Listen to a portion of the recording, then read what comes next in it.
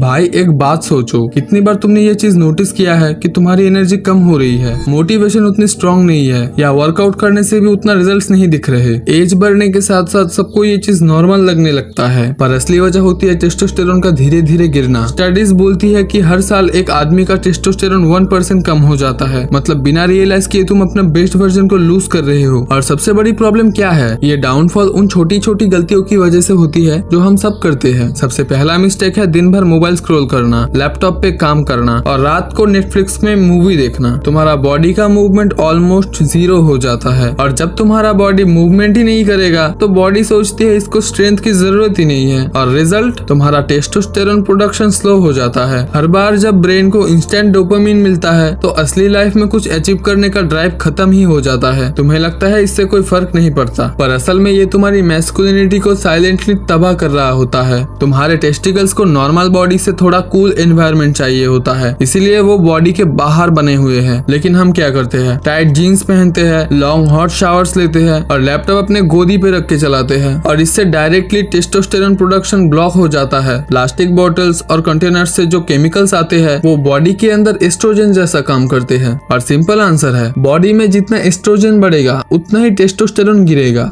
Junk food और sugar मतलब chips, pizza, cold drinks, ये सब इंसुलिन स्पाइक करते हैं, बॉडी फैट बढ़ाते हैं, और ज्यादा फैट का मतलब टेस्टोस्टेरोन कन्वर्ट हो जाता है एस्ट्रोजन में, मतलब अपना ही टेस्टोस्टेरोन खुद के अगेंस्ट काम कर रहा है। अब सोल्यूशन भी सिंपल ही है, बस थोड़ा ध्यान देना होगा। सबसे पहला, जिंक, मैग्नीशियम और विटामिन डी को डाइट में इंक्लूड करो। Eggs, red meat, nuts, pumpkin seeds और सुबह का सनलाइट, ये सब नेचुरल टेस्टोस्टेरोन बूस्टर्स है। दूसरा है वर्कआउट, सिर्फ जगलिंग मत करो, जगलिंग से ज्यादा फर्क नहीं पड़ता। अगर टेस्टोस्टेरोन को बूस्ट करना है तो एक्सप्लोसिव वर्कआउट करो, जैसे स्प्रिंट्स, जंप स्क्वाट्स या इंटरवल ट्रेनिंग। एक बार स्प्रिंट करके देखो, तुम खुद डिफरेंस फील करोगे। तीसरा, साफ पानी पियो, टैप वाटर या प्लास्टिक बॉटल्स अवॉइड करो, ये छोटी सी हैबिट लॉन्ग टर्म में बहुत इफेक्ट करेगी। चौथा, अपने स्ट्रेस को कंट्रोल करो, जब स्ट्रेस बढ़ते हैं तो कॉर्टिसोल हार्मोन ऊपर जाते हैं और वही टेस्टोस्टेरोन को गिरा देता है। और ये चीज मैंने अपने पिछले वीडियोस में भी बताया है। तुम जिम जा सकते हो, मेडिटेशन कर सकते हो, या सिर्फ 10 मिनट के लिए डीप ब्रीदिंग कर सकते हो, इससे तुम्हारा प्रॉब्लम बहुत हद तक सही हो जाएगा। और अगर तुम यहाँ तक देख रहे हो तो सबसे जरूरी चीज जो है वो है पर्पस के साथ जीना। अगर तुम्हारे पास कोई गोल ही नहीं होगा तो बॉडी भी अपना मोटिव खो देता है, लेकिन जैसे ही तुम एक क्लियर गोल सेट करते हो, चाहे वो फिटनेस हो, करियर हो या कोई स्किल बिल्डिंग, इससे बॉडी नेचुरली ज्यादा टेस्टोस्टेरोन रिलीज करता है ताकि तुम अपना मिशन अचीव कर सको। छोटी गलतियों पे ध्यान दो और उन्हें फिक्स करो, वरना धीरे धीरे एनर्जी, कॉन्फिडेंस और मैस्कुलिनिटी सब खत्म हो जाएगा। लेकिन अगर अभी से एक्शन लिया तो तुम अपना बेस्ट वर्जन को वापस ले आओगे।